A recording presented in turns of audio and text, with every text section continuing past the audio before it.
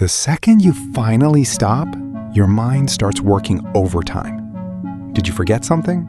Shouldn't you be doing something? There's still more to finish, more to fix, more to prove. Before your body can even rest, the guilt gets there first. Why does resting sometimes make us feel more guilty than exhausted? The strange part is, this happens to people who have every reason to rest. Students after finishing exams, parents after everyone finally falls asleep, workers on their day off, even people sitting on a beautiful beach, somehow wondering if they should be somewhere else.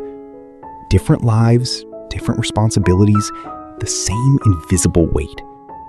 Which makes you wonder, maybe this feeling didn't begin with today's to-do list. Maybe it began long before today. If you've ever tried to rest, you've probably noticed something else.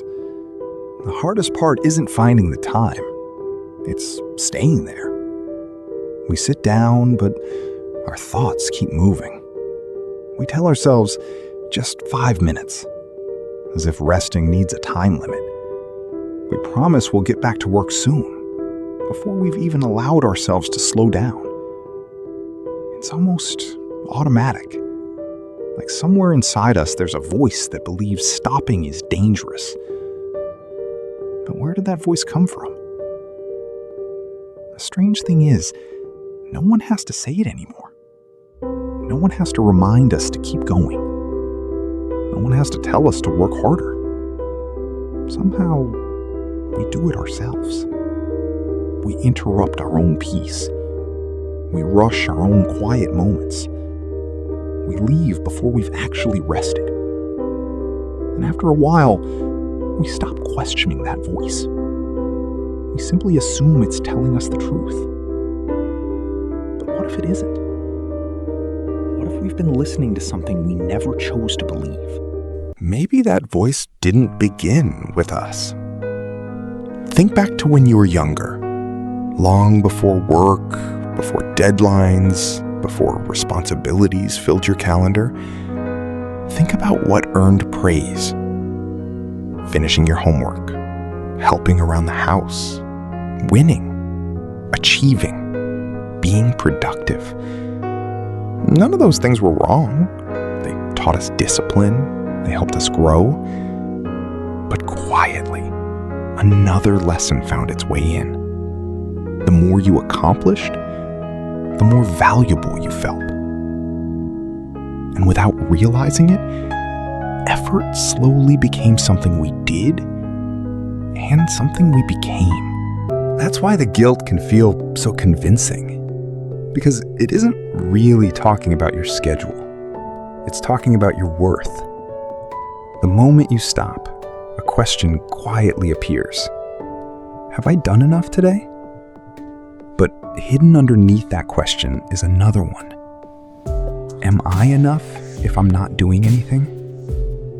Maybe that's why resting feels so difficult.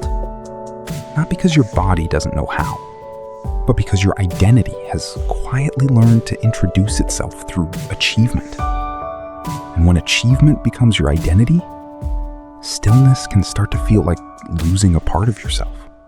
Maybe that's why we keep saying, I'll rest when I'm done. It sounds reasonable, responsible even. But have you noticed something? Done never seems to arrive. One task becomes another. One goal leads to the next. One finished day becomes tomorrow's unfinished list. The finish line quietly keeps moving. And every time it does, rest moves a little farther away with it. Until one day, we stop treating rest like something we need. We start treating it like something we have to earn. But maybe rest was never the thing we were avoiding. Maybe what we're really avoiding is what happens when everything becomes quiet. Because when the noise disappears, there's nothing left to distract us. No deadlines, no conversations, no endless list to focus on. Just us. And sometimes that's when the questions we've been outrunning finally catch up. Am I doing enough? Am I falling behind?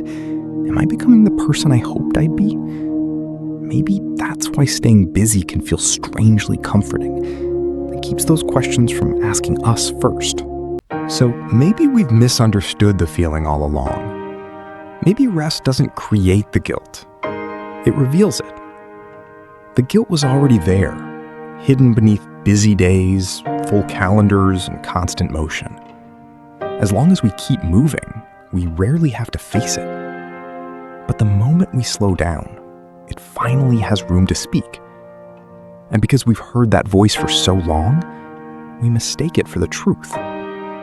When really, it's just an old belief repeating itself. Maybe that's why the answer isn't to become less ambitious, or to stop caring about your goals.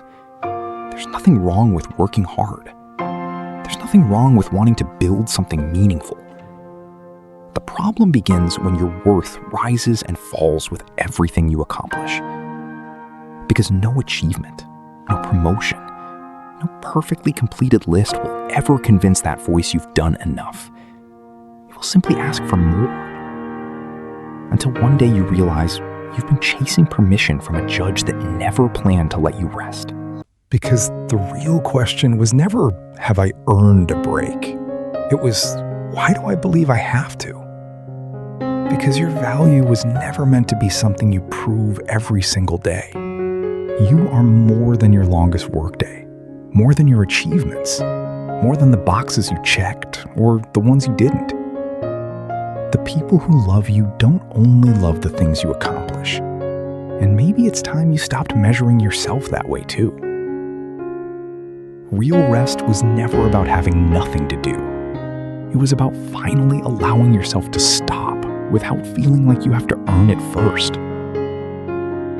Because somewhere along the way, we confused being busy with being valuable. We started believing that our best days were the days when we accomplished the most. But your worth was never hiding inside your productivity. It was already there, long before today's work began. And it will still be there after today's work is done. So, if today has been heavy, if you feel like you haven't done enough, remember this. You don't have to finish everything to deserve a moment of peace.